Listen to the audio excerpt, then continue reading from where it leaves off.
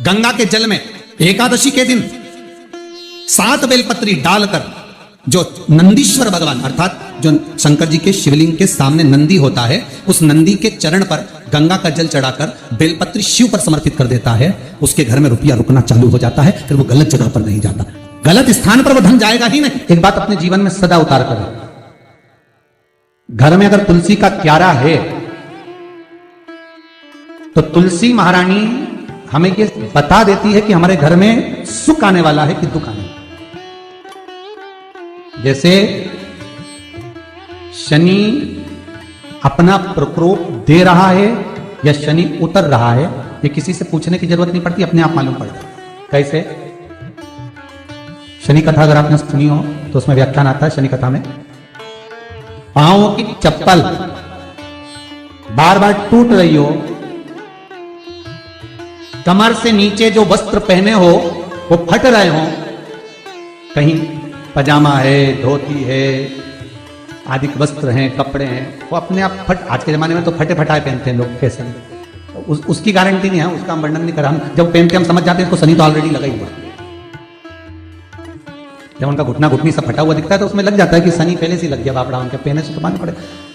शनि का नियम है, शनि कथा कहती है पांव की चप्पल बार बार टूट रही हो, घिस गई हो, बद्दी टूट रही हो, कुछ कर रही हो, और अगर कमर से नीचे जो वस्त्र पहने हो वो अपने आप फट रहे हो, समझ लेना कि शनि पांव से प्रवेश कर रहा, मतलब अपनी प्रखरता शनि दिखा रहा। किसी मंदिर में गए महाराज और वहां जाने पर चप्पल चली गई तो समझ लेना शनि की कुदृष्टि अब पड़ना बंद होना चालू हो गया। कितना सुंदर कहा है महाराज। जूता चप्पल आज के जमाने में तो फैशन हो गई साहब, घर की चप्पल अलग होती है, बाहर की चप्पल होती है। लोग घर में चप्पल किचन तक में पहन के जाते हैं। अरे पानी ले जाओ सीओर से।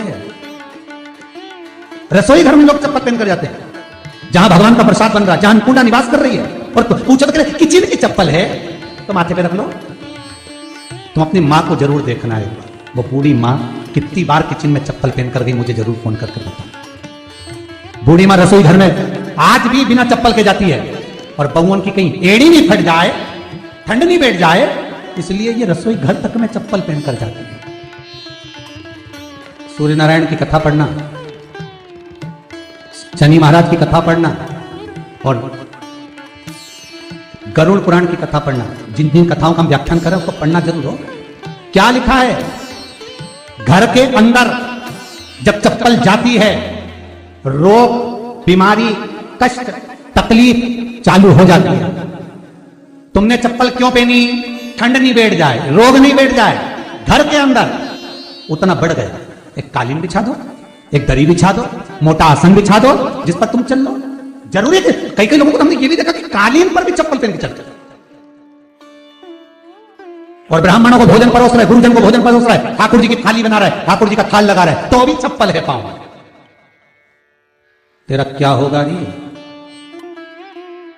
कालिया, क्या होगा? विचार तो करो।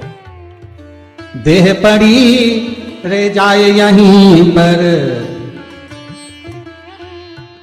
फिर कुंडल और नगीना, क्या हरि नाम नहीं तो जीना।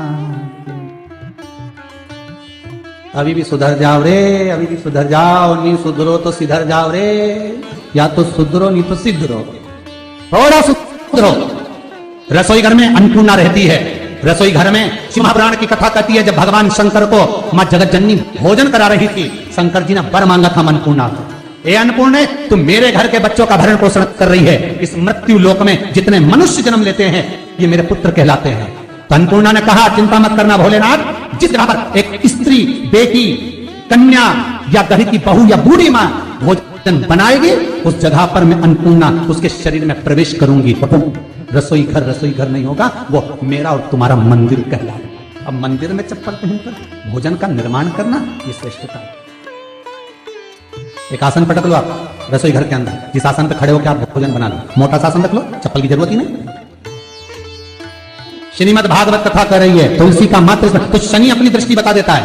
शास्त्र कहता है जब घर के अंदर प्रवेश करने के, जब आप घर में प्रवेश करें तो कोने में चप्पल को उतार दें, बाहर जगह नहीं है तो घर के अंदर प्रवेश कर लेफ्ट में चप्पल को उतार दें। और 7 या 3 कदम के अंदर चप्पल उतर जाना चाहिए घर के अंदर में। और उसके बाद अगर चप्पल अंदर प्रवेश कर रही है तो राहु केतु शनि के साथ प्रवेश करते हैं, जिसके घर में बीमारी कभी पीछा नहीं छोड़ती। शनि कथा, सूर्य की कथा का स्मरण करिए, आपको मालूम पहचान हो जाता है।